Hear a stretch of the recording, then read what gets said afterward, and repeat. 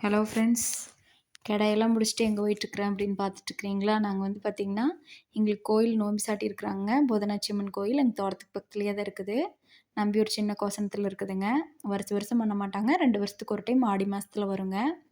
ஆடி மாதத்துல 1 மாதத்துக்கு முன்னாடியே மஞ்ச முடிப்பு பண்ணிருவாங்க. நோம்பி சாட்டினதுலேருந்து பார்த்திங்கன்னா, அந்த 1 மாதத்துக்கு வெளியில் எங்கேயும் தண்ணியெல்லாம் புழங்காமல் எங்கேயும் போய் தங்கக்கூடாதுங்க. சுத்தபத்தமாக இருக்கணும். 1 மாதத்துக்கு அப்புறம் தான் நம்மளுக்கு வந்து பார்த்திங்கன்னா, ஆடி மாதத்துல புதன்கிழமை அன்னைக்கு எப்போவுமே வந்து கெடா வெட்டு நடக்குங்க. ஃபஸ்ட்டு நம்ம கெடாயெல்லாம் கொண்டு போய் வீட்டு கோயிலில் சாமி இருக்குங்க. சாமியெல்லாம் கும்பிட்டுட்டு அங்கே படைக்கலமெல்லாம் ஜோடிப்பாங்க. அதுக்கப்புறம் சாமிக்கான பூஜைகள் எல்லாமே அங்கே நடக்குங்க. அங்கேருந்து படைக்கலம் ஜோடித்து காட்டு கோயிலுக்கு கொண்டு போவாங்க.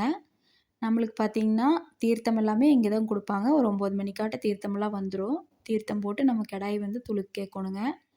துளுக்கு கேட்டு கெடாய் நல்லபடியாக நம்மளுக்கு துளுக்கிருச்சு அப்படின்னா, அந்த வருஷம் நல்லபடியாக இருக்கும்னு சந்தோஷமாக கொண்டு போய் கெடாயை வந்து நம்ம வெட்டுறக்கு கொண்டு போய் கொடுத்துர்லாங்க விருந்துக்கு. நாங்கள் வந்து பார்த்திங்கன்னா, அதாவது கெடா விருந்தில் தனியாகவும் நம்ம வந்து வீட்டில் செஞ்சு விருந்து போட்டுக்கலாம்.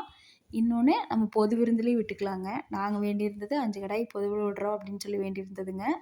நம்ம வந்து கெடாய் வெட்டி பொதுவிலேயே கொடுத்துட்டு வந்துட்டோம்னா, பொதுமக்களுக்கு அது விருந்தாக போட்டுருவாங்க. ஒவ்வொரு வருஷமும் பார்த்திங்கன்னா, ஒரு 5000 கடாய்க்கு பக்கமாக வெட்டுவாங்க. லட்சக்கணக்கான மக்கள் வந்து சாப்பிடுவாங்க. இந்த வருஷம் பார்த்திங்கன்னா, 3000 கடாய்க்கு பக்கமாக வெட்டினாங்க. மறுபூசைக்கு ஒரு 2000 கடாய் வெட்டுவாங்க. மொத்தம் ஒரு 5000 கடாய் சேருங்க. லட்சக்கணக்கான பேர் வந்து சாப்பிடுவாங்க. நார்மலாக அந்த டிஸ்ட்ரிக்டில் இருக்கிற எல்லாத்துக்குமே கோயில் பற்றி தெரியுங்க. ஆனால் இதில் எப்படின்னா, ஒரு சூட்சமம் இருக்குதுங்க. நம்ம வந்து அந்த சாப்பாடு கோயிலில் கொடுக்குற அந்த கறி சாப்பாடை வந்து நம்ம வீட்டுக்கு கொண்டு வரக்கூடாதுங்க. உள்ளூர்லேயே இருந்தாலும் சரிங்க, வெளியூரில் இருந்தாலும் சரி. அங்கேயே சாப்பிட்டுட்டு கண்டவாக்கம் போடக்கூடாது. கோயிலுக்கு பக்கத்துலேயே 2 கிணறு மாதிரி குழி வெட்டியிருப்பாங்க. சாப்பிட்டு தட்டெல்லாமே நம்ம அதில் தான் போடணுங்க. இன்னொன்று எல்லாருமே வந்து சாப்பிடக்கூடாது. வீடியோ பார்த்துட்டு நிறைய பேர் இந்த 2 வருஷத்துக்கு முன்னாடி சாட்டினதுக்கு இப்போ சாட்டினதுக்கும் பார்த்திங்கன்னா, லட்சக்கணக்கான பேர் வர்றாங்க. எல்லாருமே வர்றாங்க. எல்லாருமே வந்து சாப்பிடக்கூடாதுங்க. ஏன்னா அது கோயில் நேர்த்திக்கடனுக்காக வேண்டுற கடாய்ங்க.